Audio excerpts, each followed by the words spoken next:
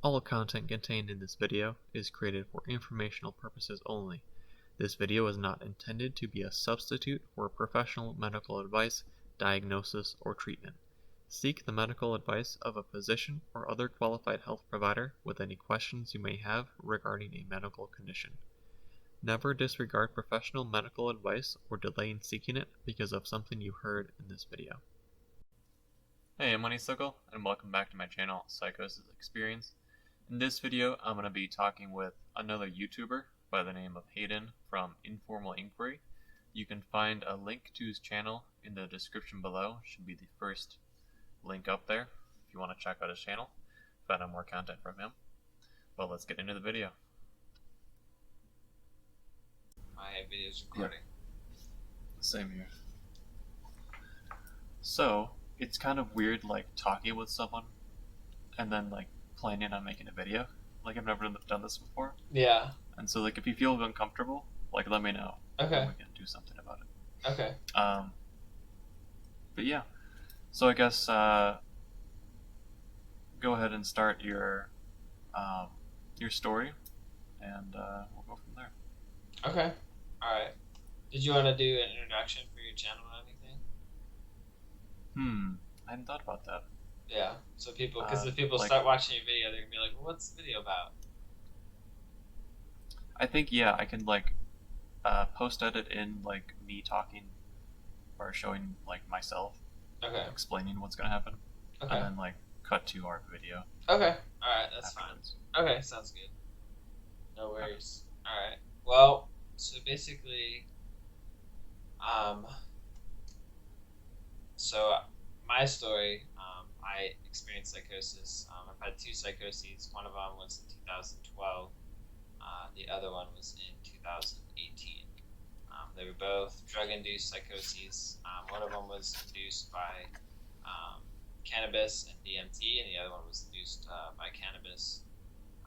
And basically, I don't want to spend too much time on my story. If you want to hear my whole story, you can go to my channel where I basically talked about it. Informal Inquiry is where you can check that out if you're interested. And you know, I'll put in your link to your channel in the description. Okay, cool. So people can check that out. Awesome, cool. But basically, for my first psychosis, I was kind of struggling with depression and anxiety before my psychosis, and I was looking for answers in spirituality, and my worldview started to get a little bit more shaky. It was more focused on like looking for signs, looking for answers outside of myself, and I felt myself kind of like slipping into this worldview that was stable and not really based on reality. And then I had this experience, this breaking point where I was given DMT without my knowledge, and that sort of that was enough to trigger the psychosis. I ended up spending about a week or 2 weeks in the hospital, and then the recovery from that took about up to like a long time. It took a really long time for me to recover the first time because of the depression, and just reintegrating was very hard. The second time wasn't as bad because I was able to catch it before it became full blown. I did have to go to the hospital, but at least it was a little bit more mild as far as how long I stayed in psychosis and my ability to recover, because it was more of a familiar territory. So now I make videos about it and talk about it and try to help other people sort of cope with their experiences, I guess. Okay. Do you mind if I ask you, like, to explain some more about some of your experiences? Is that okay? Yeah, go for it. Okay. So you said the first time it took a long time to get through the depression, and I think it was the worldview change to kind of get back to a normalcy. Yeah. How was that process of, like, change? Did you have people to talk to? Did you do certain meditations or some type of therapy? Yeah, so it was a combination of things.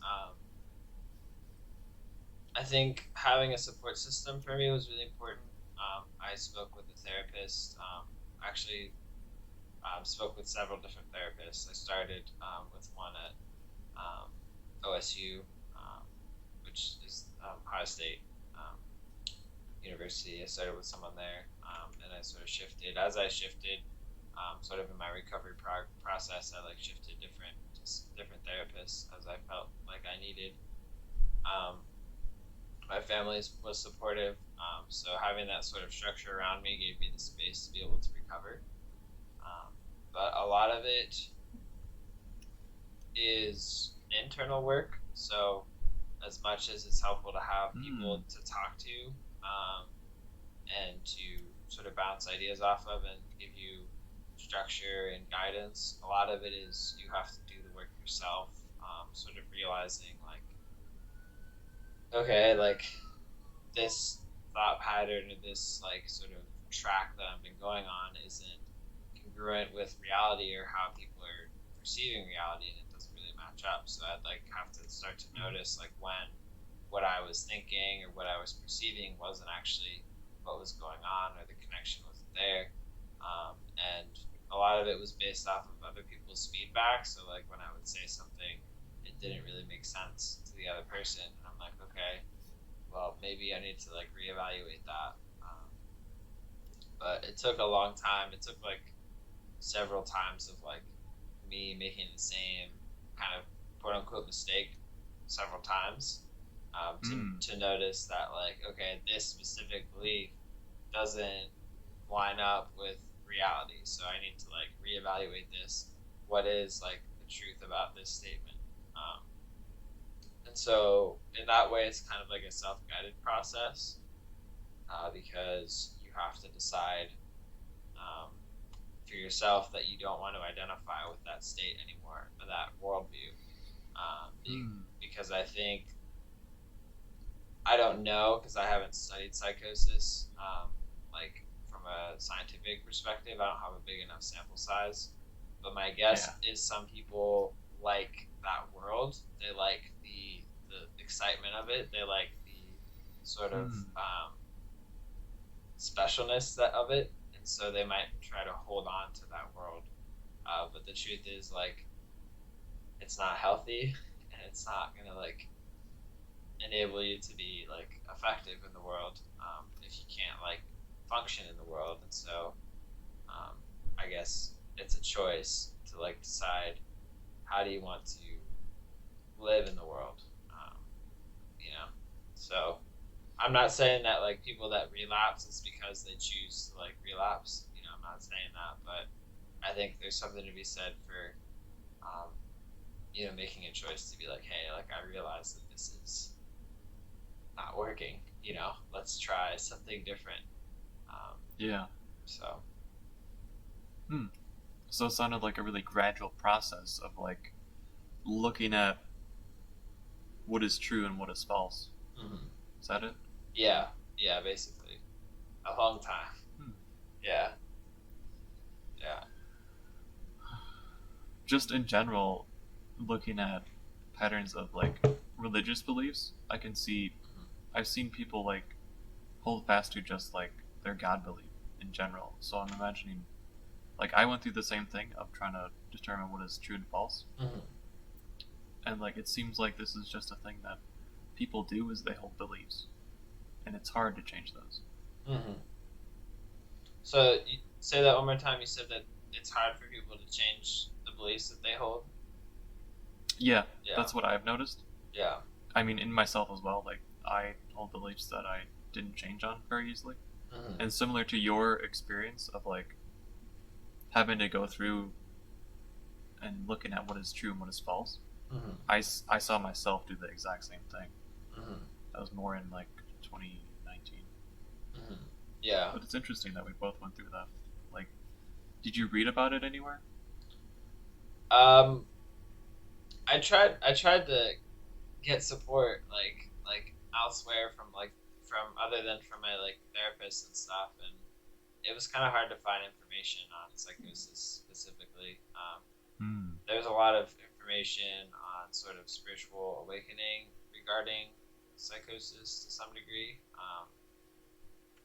which I read some about that, but it's not really stuff that is good to read. I feel like when you're in a state where like you're debating whether like what is real and what it's not, and Yeah. so I tried to like not so much focus on that. Like I was still trying to read a lot of spirituality stuff, like after my psychosis, which I realized just ungrounded me further.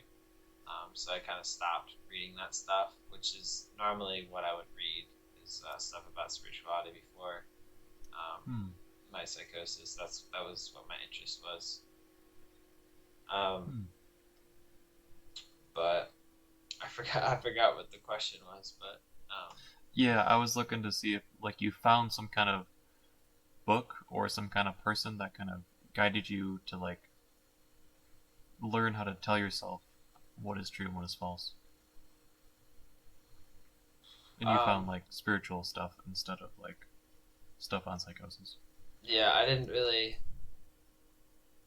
Basically, like it was mostly my counselor that said like, Hayden, like forget all the spiritual stuff, forget all like the dreamy stuff. Like you need to just focus on like grounded reality. And Hmm. I actually had a therapist that I was working with who did a lot of dream work and stuff like that. That was more focused on sort of the dream aspect of things, and he was good for a while I was like really kind of still in that dream state of like Hmm. kind of in the um, just kind of fluid and like being in delusions and stuff like that. But then as I started to like ground more, I realized that he was too ungrounded for me because He was focused on like I said like, hey, like I just need somebody who's just like simple, like not like really grounded. And he's like, well, I'm like the sky and the earth, and I'm like, yeah, that's exactly what I don't want. It's just kind of like when he gave me that answer, I was like, yeah, exactly. Like you just prove your point Yeah. right there. So Wow. yeah, so I ended up going with a different therapist. He was a little bit more just practical and just straight up, just not. Um, I had some kind of like not unconventional, but I had some therapists that were more open to altered states and things like that. Like they'd studied altered states in their schooling, Hmm. and open to shamanism and like going into different states of consciousness. Like both both of those two people that I worked with at the beginning understood altered states, and one of them had done ayahuasca before, and the other one was did like journeying and stuff like that. So like they were familiar with altered states and stuff, and so they weren't like opposed to like exploring those states and stuff, but they also know that like psychosis is not something that like you want to go into, and it's not something you want to stay in. So the focus, well, once I went to the other guy, um, he was able to like sort of help me like be like, all right, these are things that like I just need to focus on just living my life for now, Hmm. and I can bring the spirituality aspect back later when I have some more understanding of like where my feet are. Yeah. So was it the Sky and Earth guy that gave you the idea that you need to ground yourself, or was it the guy afterwards? The guy afterwards, I Okay. I felt like the Sky and Earth guy wasn't helping me the way I needed to be helped. Because I felt like Hmm. he was good at first because he kind of meet me in that space pretty well because he was able to like fly pretty high, um, Hmm. like in with me and navigate through the dream space well. But as I came down more, I needed somebody who was like more grounded than him that could really meet me like on the earth and not like stay up in sort of the dream space. Um, so it's interesting. I guess different people work in different spaces. And as we develop over time, sometimes we need different people. So I've had a lot of different therapists. So I've Okay. kind of had a wide variety of experience with different ones. So it sounds like through your progression with working with therapists and counselors, Mm-hmm. you kind of had this slow transition of realizing what needs to change in your perspective Mm-hmm. to realizing like you need to have this grounded kind of experience. Is that what your experience was? Yeah, basically, yeah. Never. Yeah. Is it okay if I think about that? Yeah, go ahead. Think about it, yeah. Okay. Yeah. What was your experience with it? Was it different?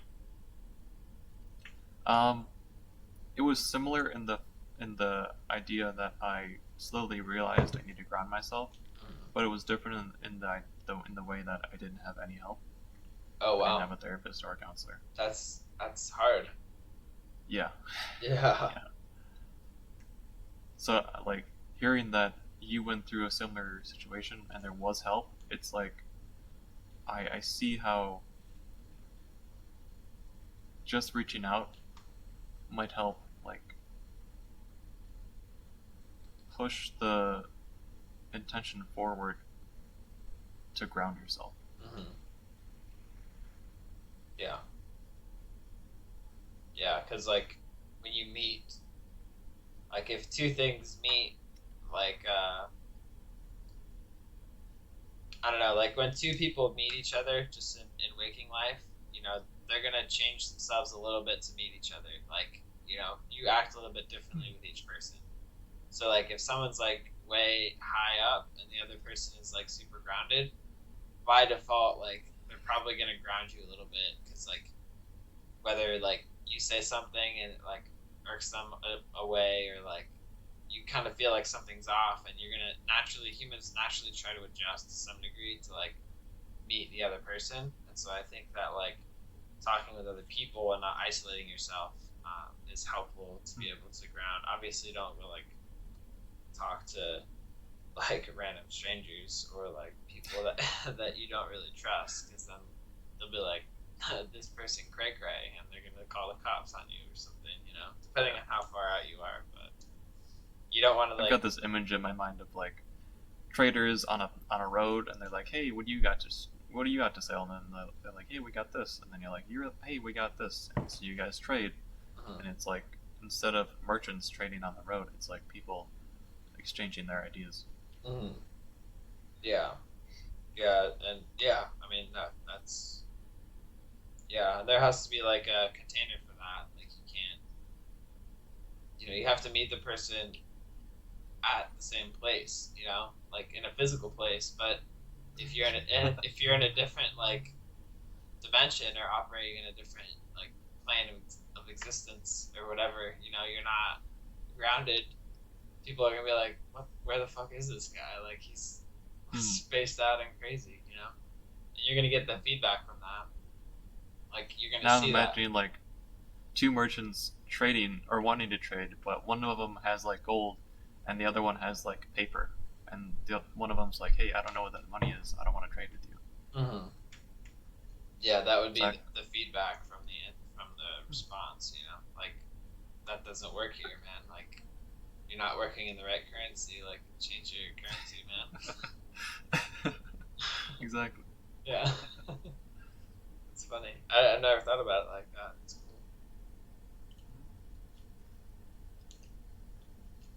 Is it okay if I go into the follow-up questions now? Yeah, go for it.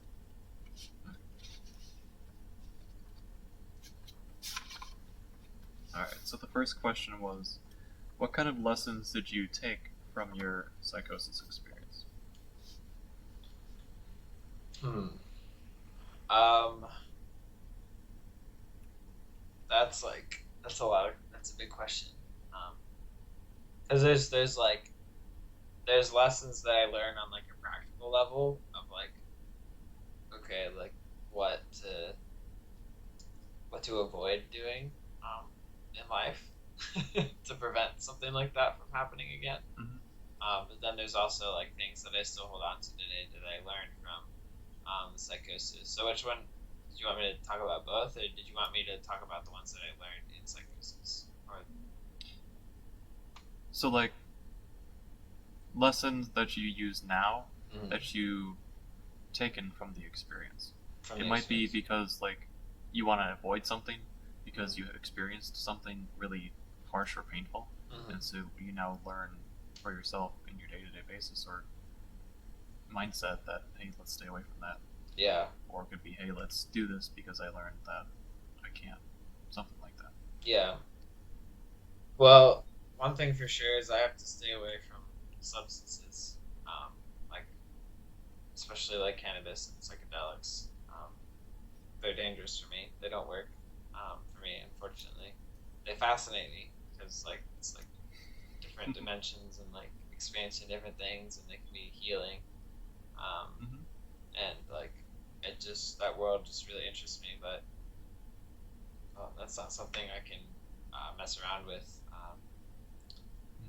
So that is something that's like one of the big takeaways from that. The other takeaway that I learned from that, which I still use today, and I still like kind of apply to my life and how I view things, is like stay away from conspiracy theories and stay away from things that aren't grounded or substantiated by reality. And I've dabbled in like energy work and you know psychic stuff and things like that, and I think there's some truth to it, but I take it with a grain of salt. And I see a lot of sort of bullshit, I guess, in those communities. There's a lot of people who have like a big ego and a lot of inflated sense of self based off of these practices, and I do believe that psychics are real, and I do believe that energy work is real and stuff like that, but I don't really give it a whole lot of attention, because I was at a sort of a Reiki practice place for a while in a community there, and it was good for a while because it sort of gave me some foundation for understanding my experiences and stuff like that, to sort of explore the energetic component of things. And I got my Reiki, not license, but my Reiki certification, like Reiki 2.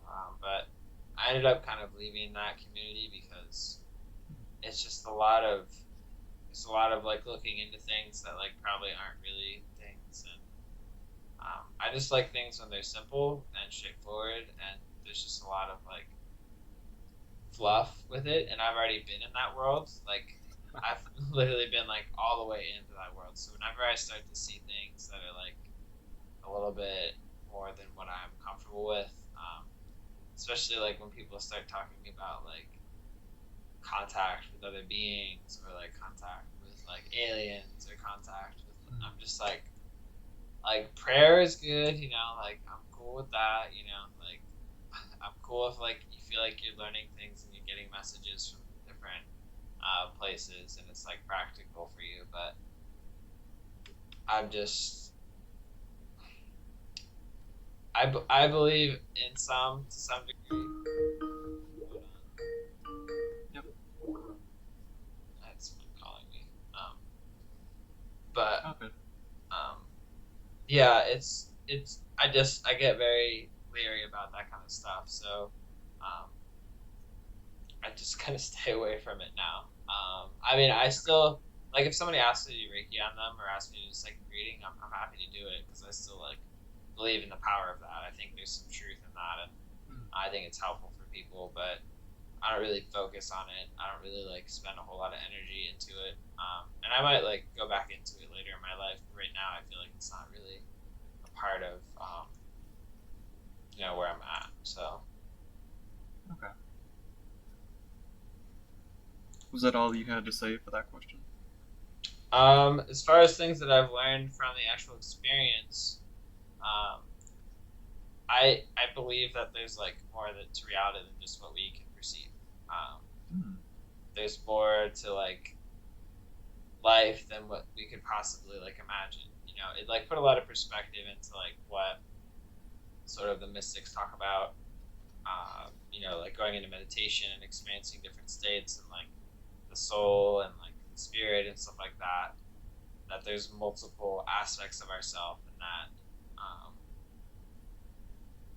there's kind of,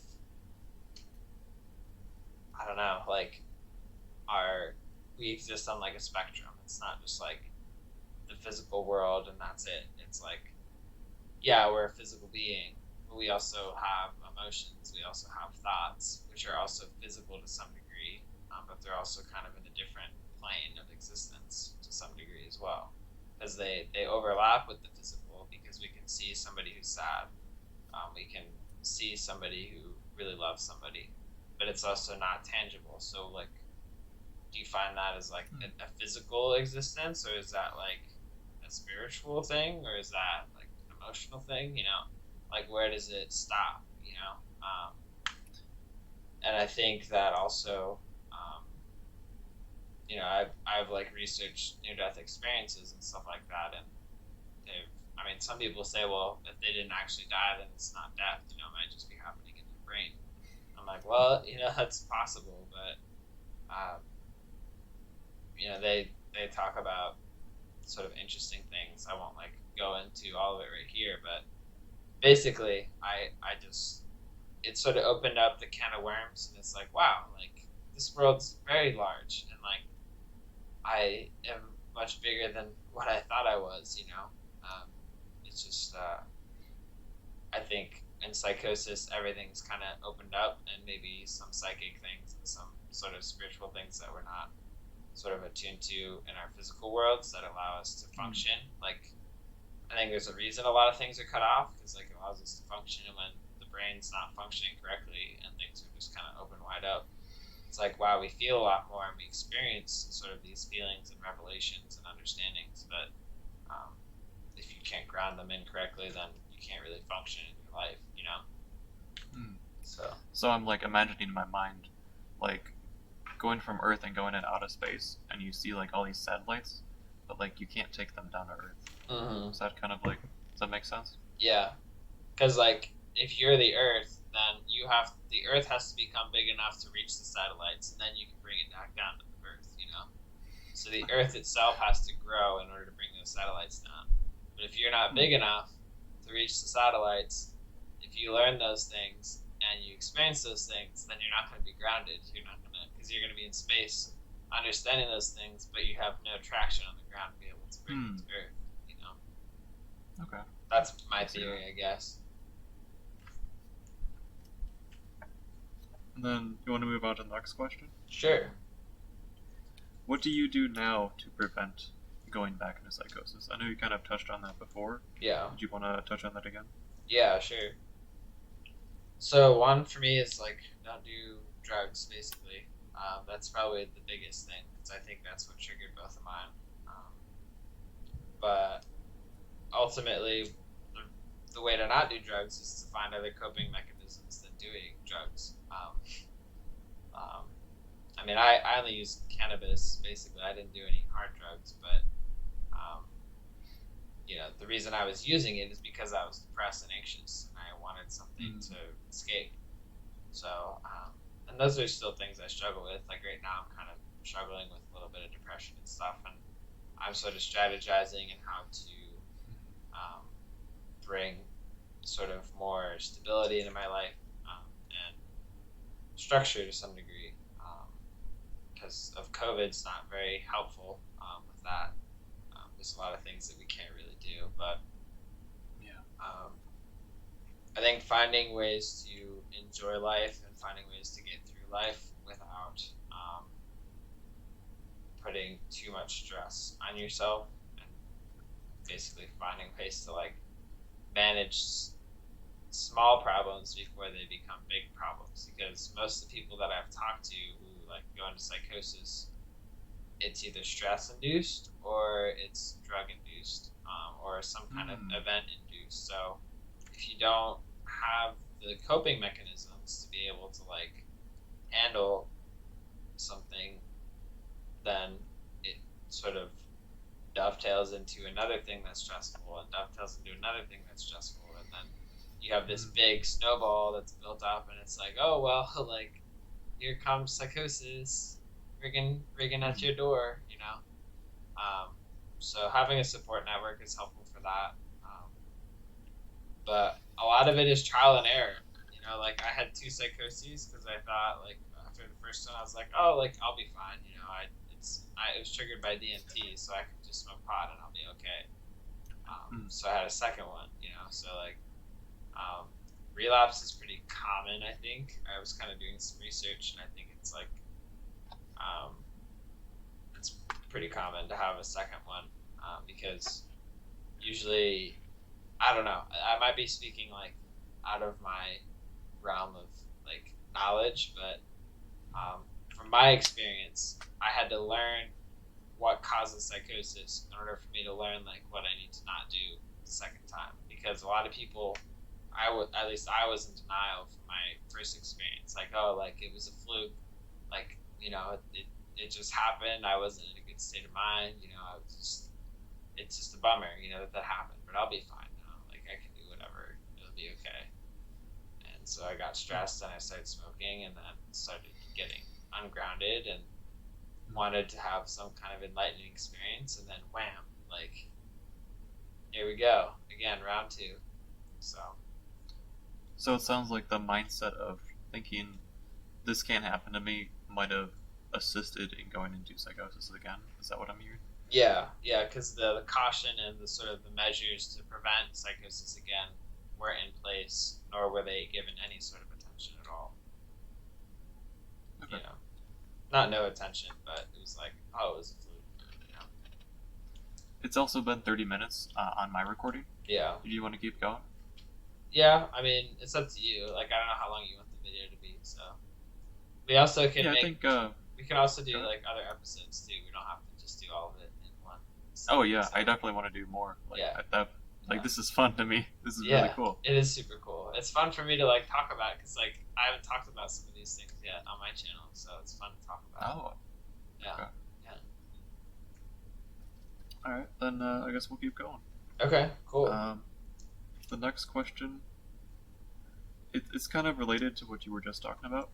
The next question was, how do you treat yourself on a daily basis, keeping the experience in mind? Yeah.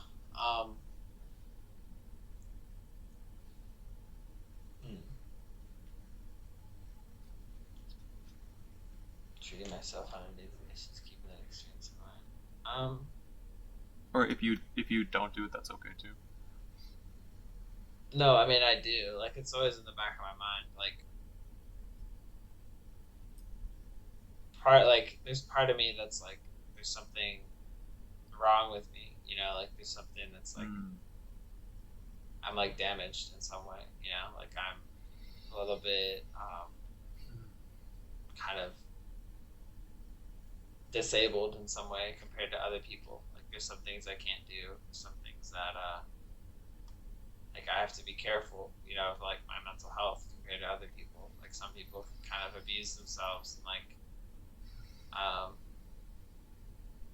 ignore their issues and just kind of like drown themselves in work or drown themselves in other things. But like for me, it's like it's more of a risk. So like everything's more of a risk. Like I'm worried about employment. I'm worried about being able to support myself. I'm worried about like, am I don't know, like what can I do with my life now that I've had something like this? Am I able to function as a citizen of this world? Like what can I contribute? Because things do stress me out quicker than most people, and things are like hard for me, and I don't know if that's because I've had psychosis or because I was diagnosed bipolar, but like I've always struggled. Like even when I was in school, like I'm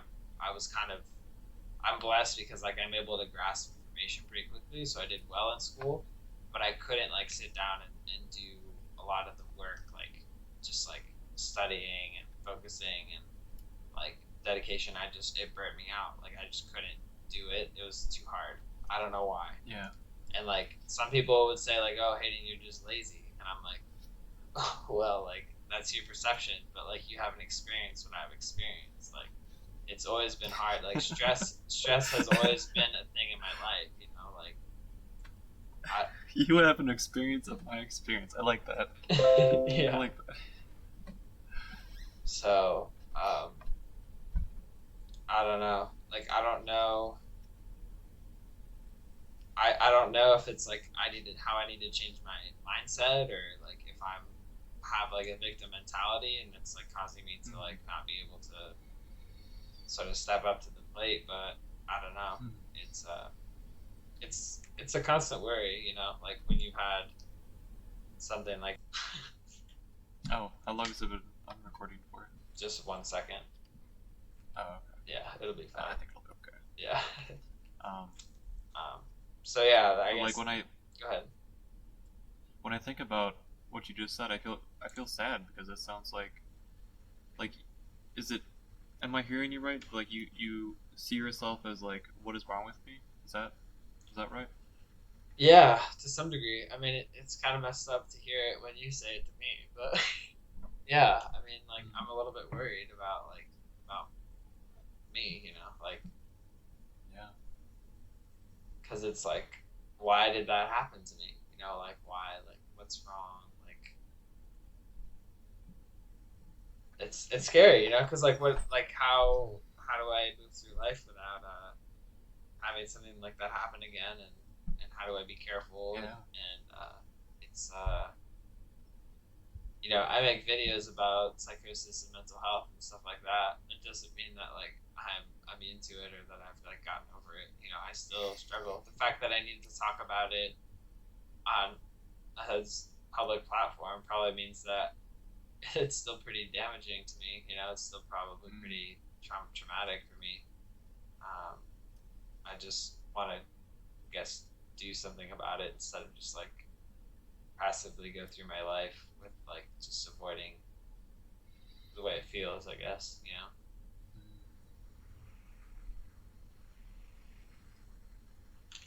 I'm just thinking about how hard that must be. I'm imagining like someone getting wounded in like their chest, and it like hurts them just to move. Mm. Even though it's healed, it's still like a weird feeling. Mm-hmm. That's a That's good, what I'm imagining. yeah, that's kind of a good way to describe it.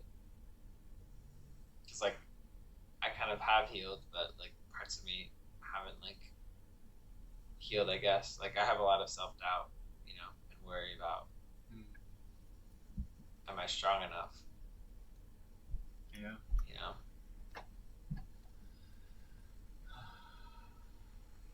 Did you want to go into the next question? Sure. Okay. This is the last one. Okay. How do you bring up your psychosis with friends, family, partners, and anyone else? I'm pretty open about it. I mean, I put my experience on the internet for everybody to see, so um, I don't really feel uncomfortable sharing my experience because I'm not necessarily ashamed of it. It's just what happened, so it's just a matter of fact. It's like, well, like this happened to me. It's like, well, I broke my leg when I was 5. It's like, well, I had a psychosis. Like I am a little bit afraid to share with people because I feel like they won't understand, but I that's like there's nothing I can do about that. Like I'm not like a good liar, so I'm not just gonna be like, oh well, like my life's been great. It's like no, like have had some hard experiences, and this is one of them. If they don't know how to deal with that, that's on them. That's not on me. When it comes to employment and jobs and stuff like that, I don't necessarily talk about it unless I feel like there's somebody that comes across that like needs to hear it or like would be okay with hearing it, because um, I just kind of gauge it. But there's some people I wouldn't share with, but the people that are close to me in my life, I need to hear about it. When I started dating my current girlfriend, the first date we went on, I told her. Oh wow. I was like, yeah, just so you know, like this is what happened to me, just in case this is gonna be a deal breaker for you, you know.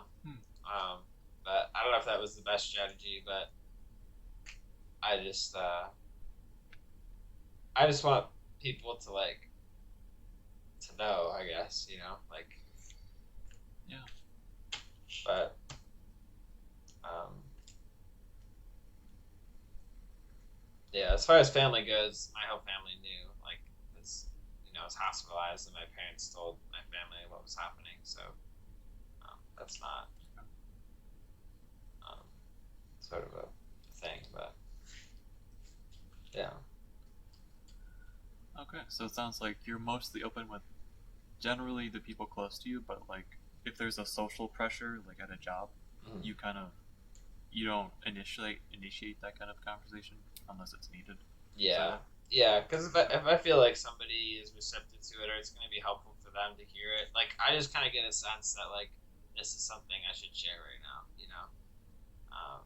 Because at my old job at the museum that I was working at, there's a lot of people who are struggling with some problems and stuff, and some people were more open to hearing things than other people who've experienced like depression or panic attacks or things like that. Like you share with them like, hey, like I was put in the psych ward for like 2 weeks twice. Like they're like, oh shit, like wow, that's like I would have never guessed you had to go through that. I was like, yeah, like it's not easy, So I don't know what you're going through right now, but I understand. I've had similar things, but your experience is different from mine. But like you're not alone. So I think sort yeah, of like connecting with people. exactly. So just sort of developing that connection, getting the sense of that, and that's where people have to use their own discretion of like, is that something you want to share? But that's kind of like the person I am, and that's kind of the person I want to be. Is like, you know, sort of breaking down bridges and like allowing, well, not breaking down bridges doesn't sound like the right thing, but like sort of breaking down the walls, I guess, and building bridges Okay. between people to like help them understand that they're not alone um, and stuff like that. Which is why again I make videos because that's like my goal is to be like, hey, like it sucks, but like I've been through this, and there's other people that have been through it, and not everybody's gonna make videos, but somebody's got Yeah, to. yeah, for sure. So, and that's what you're doing too, which I think is super awesome. Yeah, Yeah. it's it's definitely like a big like responsibility from my point of view. Yeah, it scares me. Like I'm starting to talk more about psychosis. Like I want to focus more on psychosis, but I'm also scared to do it because like I don't want to say something wrong. Like I don't want to say something that like Yeah. is like incorrect or like is not for my like in my place to do it. And I watched one of your videos and you had the disclaimer beforehand. And I was like, shit, Mhm. I need to be doing that. So my last Yeah, I saw that in your latest video. yeah, I was like, I'm gonna put those in front of my videos because I don't want somebody coming after me being like, oh, like, well, you told me to like do this and like, we're gonna sue you, and I'm like, what the hell? Like, Yeah. I'm just trying to. I need to focus just on my experience and not so much like advice. I think that's the best way to go. Yeah. But it scares me, because like it's very like intense stuff. Like it's very like people who are going through psychosis. It's like very serious. Like Yeah. they're Oh, for sure. very vulnerable people. Like I can speak from experience. They're very easily manipulated by information, and um, it's dangerous. Both like physically, emotionally, and spiritually, like all the levels. So it's a big responsibility, and I don't want to be. I don't want people to come after me because of what I've done. So Hmm. it's scary. Well, that's all the questions I had. We're running up on 43 minutes on my recording. Mm-hmm. You want to wrap it up there? Yeah, that's fine. That was a lot of questions, so I think that's probably good. Okay. Alright, and that's the end of this video. Thanks for watching. And again, the link for Hayden's channel Informal Inquiry can be found in the description below. Should be the first link in there. I think he's a pretty cool guy. He's got a lot of psychosis content as well as a few other pieces of content. So feel free to check him out. And thanks for watching. Have a good one.